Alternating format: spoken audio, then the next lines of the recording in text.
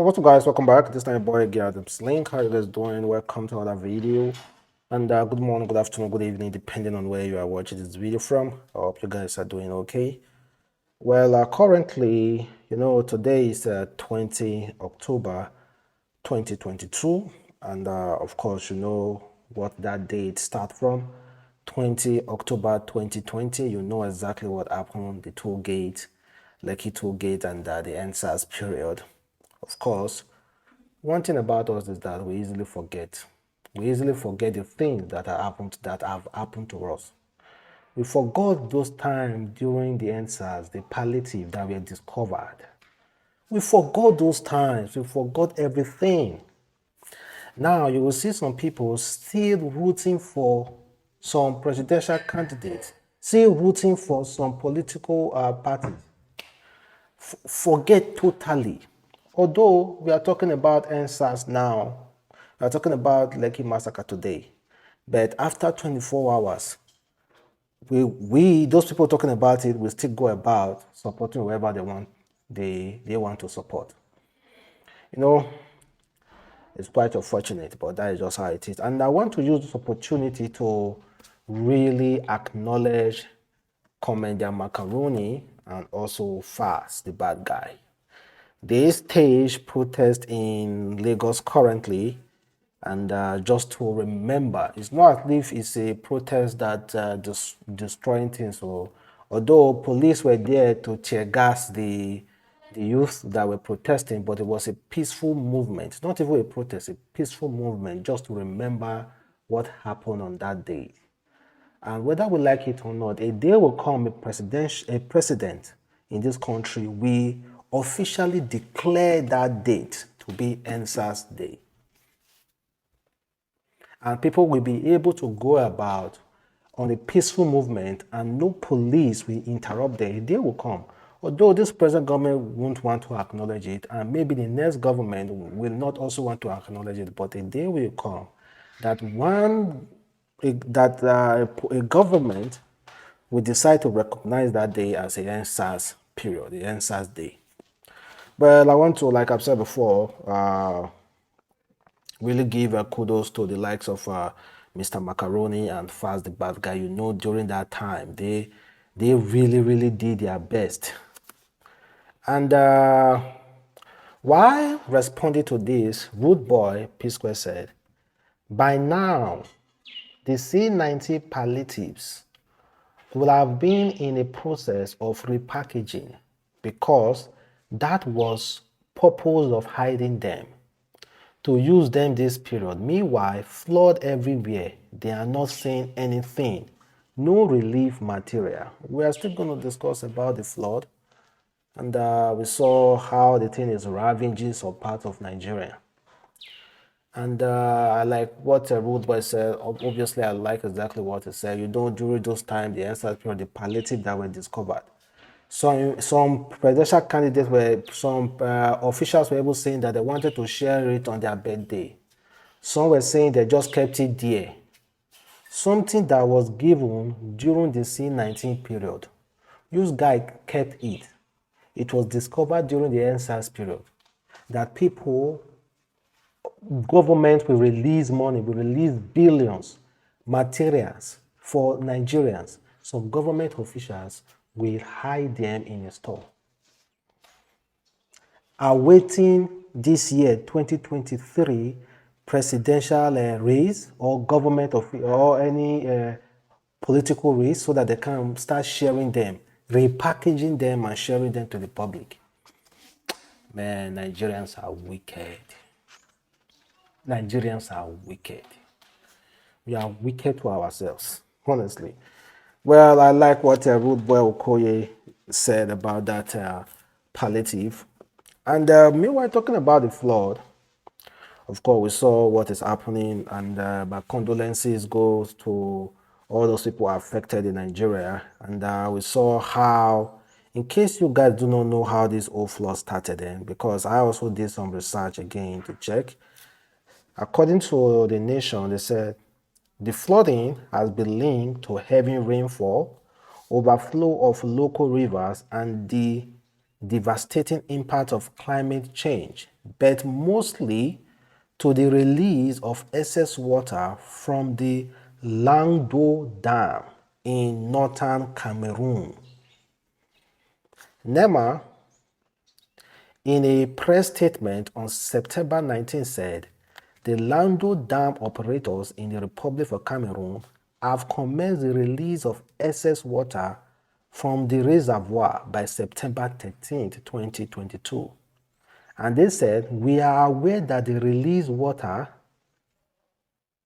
down to Nigeria through River Benue and is thereby inducted community that have already been impacted by heavy downfall. According to findings by our correspondent, the construction of Lando Dam started in 1977 and was completed in 1982. Records indicate that Cameroon and Nigeria were supposed to build 2 dams at interception, such that the Nigeria dam, known as Dancing Hausa Dam, which was to be in Adamawa State, would contain water released from the Lando Dam at any point in time. So unfortunately, the dam that was supposed to be in Nigeria wasn't constructed, but the Cameroonian dam was constructed. They were supposed to intercept each other. Like if the Cameroonian dam want to release water, the Hausa, what was it going to be called? The Dancing Hausa Dam will receive the water. And if the Dancing Hausa Dam want to release water, the Lando Dam will receive the water. You know, they will be intercepting each other. But unfortunately, Nigeria Dam wasn't built. And Cameroon needed to release their water because it was excess. So I think the government officials need to look into it. Why is it that Nigeria Dam wasn't built? The Dancing Hausa Dam wasn't built. So that's to say, even next year, or next 2 years, next 3 years, Nigeria will continue to face this issue. And obviously, there are no help, no aid. No aid. People have, I think we saw in Bayelsa State, there were some relief materials sent there. And guess what? Bayelsa State government, we are giving people 1 cup of rice. The videos are there, 1 cup of rice each person as a relief material. Honestly, this country, I don't understand that. So I think the government officially need to look into that issue as well. So that is the whole, it was the downfall and the climate change. And I think that is what is really affecting us. Meanwhile, let's see exactly what, but my condolences to all those people affected. Because it's serious. People's houses have been like, I think the former President Goodluck Jonathan's house as well was overtaken by flood. And some government officials, they are all suffering in it, but it's just that those big men, they have houses in other places like Abuja. They can just simply run there and nothing will touch them there. No. It's quite unfortunate, guys. And surprisingly, Peter Obi has even suspended his campaign in solidarity. He said it's better if all the presidential aspirants suspend their campaign and visit those people affected by this flood. Well, I came to see my brother, as you know. For him and for me, Nigeria is greater than all of us. And we must work hard, irrespective of our political differences, to ensure that we build a better Nigeria for our children. I came because of this flood issue. As you can see today, flood is ravaging the entire country. And people are dying. People are being displaced.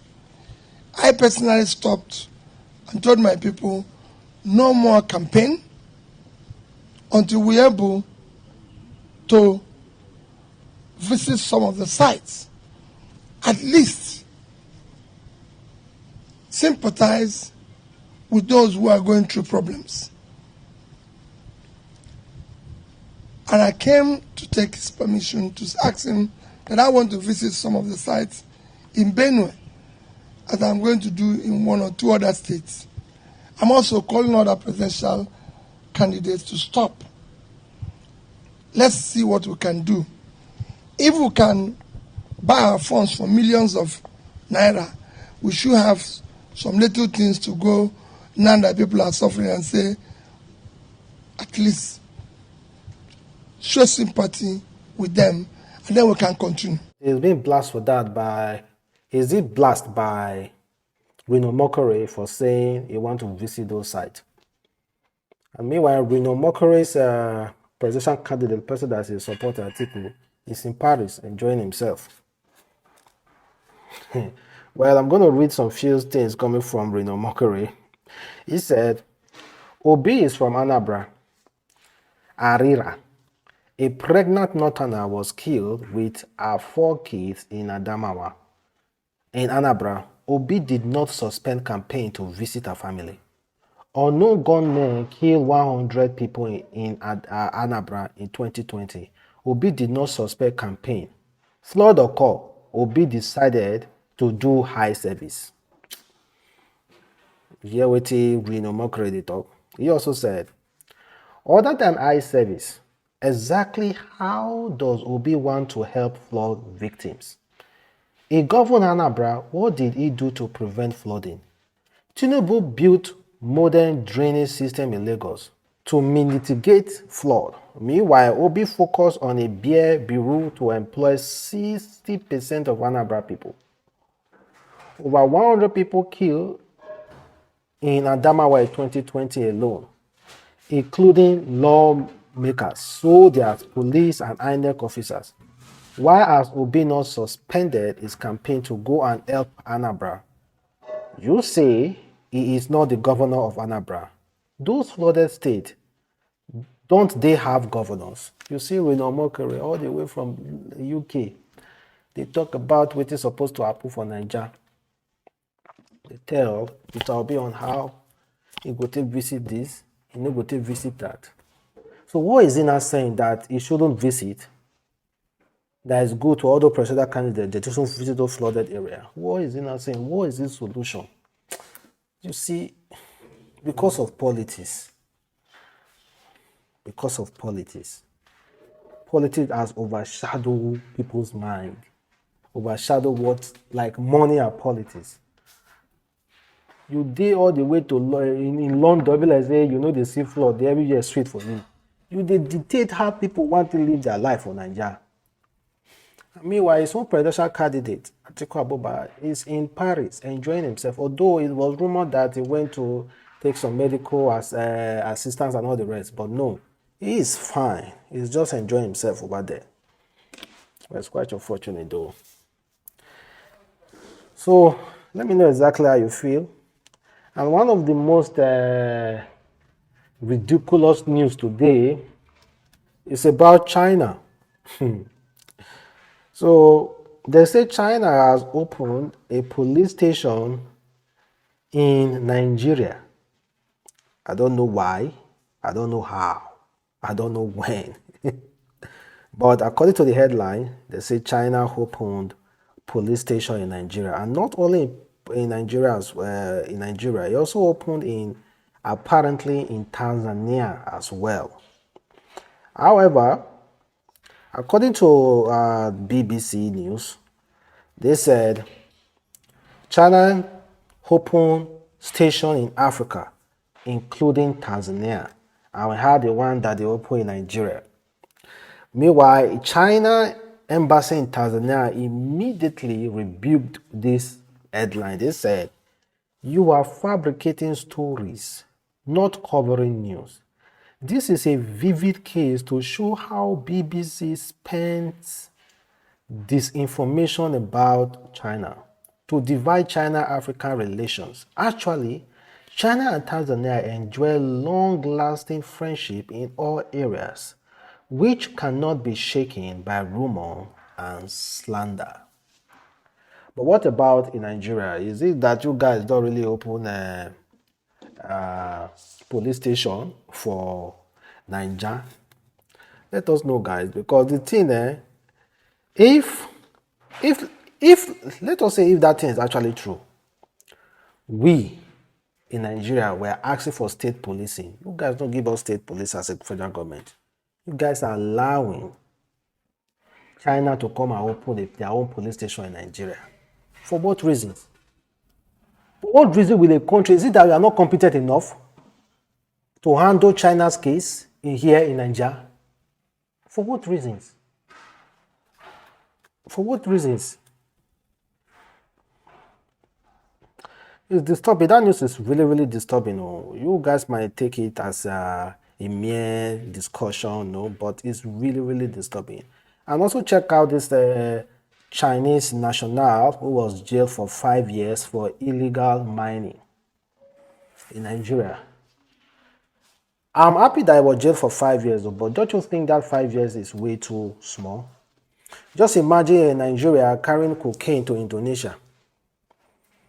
Is death sentence, because what you are doing is affecting their economy. You are destroying their economy. But you are talking about person who come into this country to mine our resources. Is that not worse than carrying cocaine into Indonesia or into Nigeria? You are giving that person just 5 years. Person coming here to destroy, to bring hunger to our people, to displace many, and you have to give that person 5 years. Nigeria justice is not favorable at all. Somebody you have given life sentence. Well, guys, thank you very much for watching. Support again, Adamslink. Have a wonderful day. Stay blessed.